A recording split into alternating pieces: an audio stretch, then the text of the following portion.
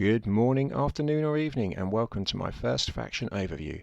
This will include strengths, weaknesses, a little bit about troops and some suggested strategies. The first one up is the Spartans.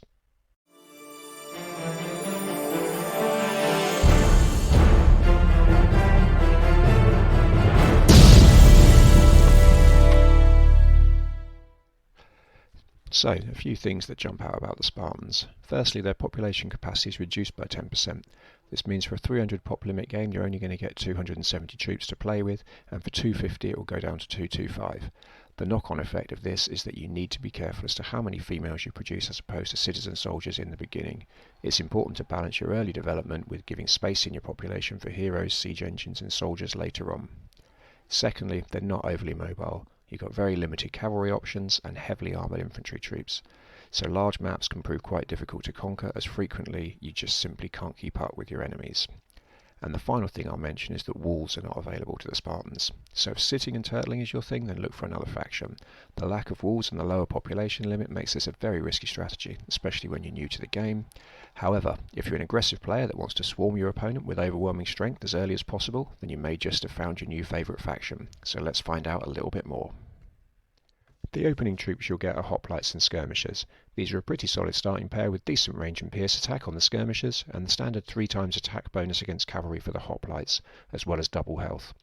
The opening cavalry is also a skirmisher, which means it can be used for quick rushes, and if your map has elephants or walruses, it can also kill these more easily than lancers, as it can shoot, retreat and repeat until the elephant is dead.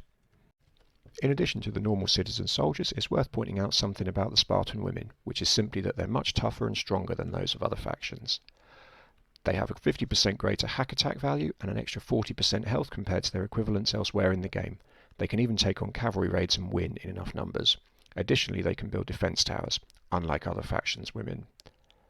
After Phase 1, the new troops that become available are both obtained through the barracks. These are Lancer Cavalry and Skiritai Commandos. Lancers aren't my favourite cavalry, and the Spartans version is no different to any other faction, so I'll skirt over them. Instead, let's focus on the Skiritai Commandos. These soldiers take 50% longer to build than other soldiers, and although they can collect resources, they're pretty awful at it. They collect wood at a quarter of the rate of other soldiers, and metal and stone at only 20% speed. However, this pales into insignificance when you consider they're far and away the best non-champion troops in the whole game. They cost 30 metal, 40 wood and 40 food, so get collecting metal before hitting Phase 2 so that you can start building these troops as early as possible. Now, most Spartan armies are going to be based around Skiritai Commandos, and I know that mine certainly are. I tend to use them mainly to build, as this leaves more suitable troops to collect resources. They can be very effective when you're building additional civic centres, as they can fight off most attacks. However, they are a bit slow, so I normally support them with skirmishers so they don't get picked off by any ranged cavalry.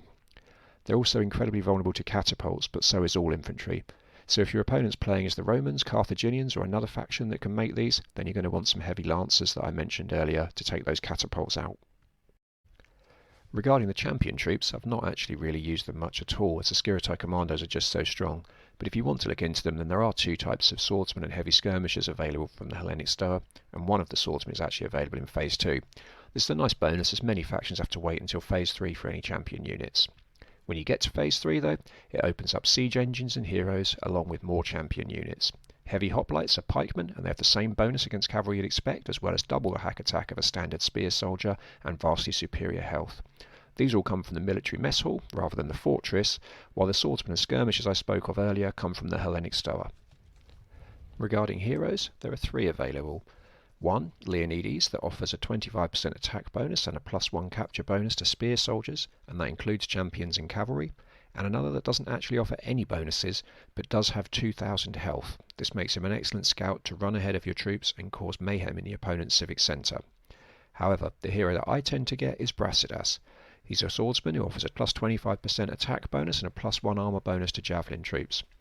Unlike with Leonidas, this bonus is only available to citizen soldiers rather than all javelin units, which is just another reason that I don't tend to get the champion skirmishers. Finally, he has almost double the attack ratings of the other potential heroes, which I like when I send him into battle. Finally, there are the siege engines, which are not particularly interesting as it's just a bolt thrower and a ram. While this isn't fantastic, a couple of rounds thrown into the attack, especially if you can sneak them around the side, can really cause your enemy some issues. And as your Skiritai Commandos have a 40% bonus in capturing compared to normal citizen soldiers, if you can damage any towers or barracks, or even the civic centre, then the Skiritai are well placed to capture these buildings. To round off the overview, before we look at the strategies that best fit the Spartans that is, we have the unique upgrades and buildings. Now the Theatron isn't actually unique, it's available to all Greek factions, but it's still worth telling you about. It gives you a 20% building territory bonus, and it can easily be sneaked in when you and your opponent's territories are touching. At this point, any ungarrisoned towers on the border could easily switch sides without your opponent realising, which can be a nice little trick. And that's it for buildings. So in terms of upgrades, the military mess hall has an upgrade available for your hoplites. It costs 500 food and 500 metal. It adds 25% health, but also 10% onto your training time. This works out at 1 second on a single hoplite and 2 seconds on a champion, but in exchange for that you're going to get 33 extra health to a stage 3 hoplite and 50 to a champion. And if this is already sounding good to you, then you'll be pleased to hear it even works on heroes, giving Leonidas a health of 1250 and Aegis an incredible 2500. So now that we've covered the basics of troops, buildings and upgrades, let's have a quick recap and summary. So the main strengths are in the Skiratai basically. They offer great infantry, and you also have excellent complementary heroes for a strategy that involves supporting them with either hoplites or skirmishers. Weaknesses, however, are the reduced population size, the limited siege support and the lack of mobility. So how do we combine all this information to provide a winning strategy, I hear you ask? 1. Corner the market to ensure a ready supply of metal. You're going to need this to build Skiratais as well as rams, and also to enable your upgrades. Infantry armour is a must for your Skiratai commandos. 2. Make sure that the bulk of your army supports your chosen hero. If you're going to get Basidas, then build skirmishers rather than hoplites, and vice versa for Leonidas, and do this as soon as possible. 3. Build as quickly as possible to mitigate the population limit, while also keeping your female citizens to a minimum. Have them only collecting food if that's at all possible. 4.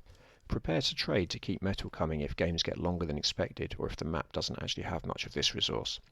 Bear in mind your army is always going to be smaller than your opponent, so it's really needed for fighting. 5. And finally, and most importantly, be aggressive and attack, attack, attack.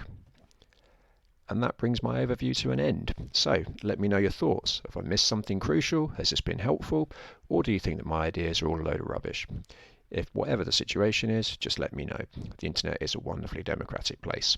Now thanks for watching, and I hope to see you again soon.